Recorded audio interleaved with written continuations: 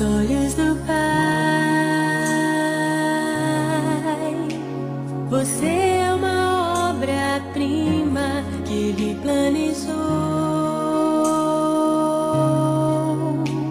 com suas próprias mãos pintou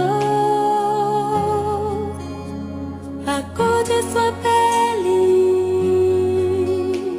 os seus cabelos desenhou cada detalhe, num toque de amor aos olhos do Pai. Você é uma obra-prima que Ele planejou, com suas próprias mãos pintou a cor de sua pele, os seus cabelos